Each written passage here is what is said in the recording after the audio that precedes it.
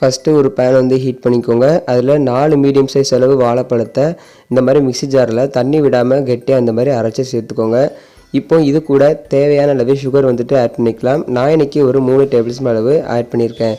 இப்போ இது கூடவே 2 டேபிள் ஸ்பூன் அளவு கார்ன்ஃப்ளவர் மாவை இந்த மாதிரி தண்ணியில் கரைச்சிட்டு வந்து சேர்த்துக்கோங்க. சேர்த்துட்டு இந்த ஸ்டேஜில் வந்து நம்ம ஸ்டவ்வை ஆன் பண்ணி வந்து மிக்ஸ் பண்ண ஆரம்பிச்சிடலாம். இல்லை ஃபஸ்ட்டே நீங்கள் ஆன் பண்ணி மிக்ஸ் பண்ணிங்கன்னா கட்டி பிடிச்சிரும். ஸோ இந்த ஸ்டேஜில் வந்து நம்ம மிக்ஸ் பண்ணிகிட்டே இருக்கும்போது நம்மளுக்கு கரெக்டான பதம் பார்த்திங்கன்னா வந்துடும். ஸோ நம்ம இதில் எதுவுமே வந்து ஆட் பண்ண தேவையில்லை. இப்போ எல்லாத்தையுமே சேர்த்து நம்ம கலந்து விட்டுகிட்டே இருக்கணும். இப்போ ஒரு 10 நிமிஷம் போல் நல்லா கலந்து விட்டதுக்கப்புறமா நம்மளுக்கு அந்த பேனில் வந்து ஒட்டாமல் நம்மளுக்கு நல்லா வந்து திரண்டு வந்துடும். ஸோ நல்லா கட்டி பிடிக்காமல் வந்துட்டு மிக்ஸ் பண்ணிக்கிட்டே நம்ம வந்து இருக்கலாம். ஸோ இது வந்து ஒரு 10 நிமிஷம் தான் ஆகும். இப்போ பார்த்தீங்கன்னா இந்த ஸ்டேஜுக்கு வந்து நல்லா கெட்டியாயிருச்சு. இந்த ஸ்டேஜில் ஃபுட் கலர் வந்து ஆட் பண்ணிக்கலாம். உங்களுக்கு பிடிச்ச ஃபுட் கலர் எதுனாலும் வந்து சேர்த்துக்கோங்க. நான் இன்றைக்கி எல்லோ கலர் வந்து சேர்த்துருக்கேன். சேர்த்துட்டு ஒரு தடவை நல்லா நம்ம எல்லாத்தையுமே வந்து மிக்ஸ் பண்ணிக்கலாம். இன்னும் பார்த்தீங்கன்னா இது ஒரு 5 நிமிஷத்துலேயே நம்மளுக்கு பேனில் ஒட்டாமல் நம்மளுக்கு நல்லா பார்த்தீங்கன்னா திரண்டு வந்துடும்.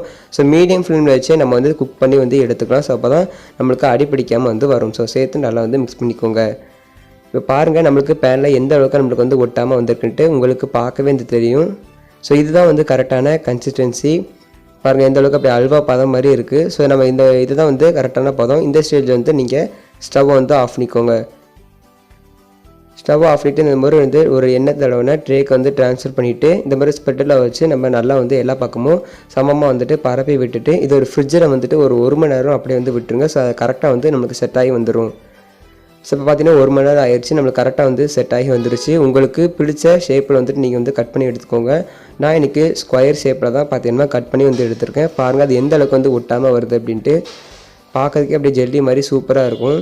நல்லா டேஸ்ட்டாகவும் இருக்கும். பாருங்கள் எந்த அளவுக்கு பார்த்தீங்கன்னா நல்லா ஜெல்லி மாதிரி நல்லா சாப்பிட்றதுக்குமே ரொம்ப வந்து டேஸ்ட்டாக இருக்கும். அவ்வளோதான் ஃப்ரெண்ட்ஸ், நம்ம வீட்டில் வந்துட்டு பனானா ஜெல்லி எப்படி ரெடி பண்ணலாம்னு சொல்லிட்டு பார்த்துட்டோம். இந்த வீடியோ உங்களுக்கு பிடிச்சிருக்குன்னு நினைக்கிறேன். இந்த வீடியோ பிடிச்சிருந்துச்சுன்னா மறக்காமல் நினச்சா சப்ஸ்கிரைப் பண்ணிக்கோங்க. இது போல் வீடியோஸை மிஸ் பண்ணாமல் பாருங்கள். தேங்க்ஸ் ஃபார் வாட்சிங்.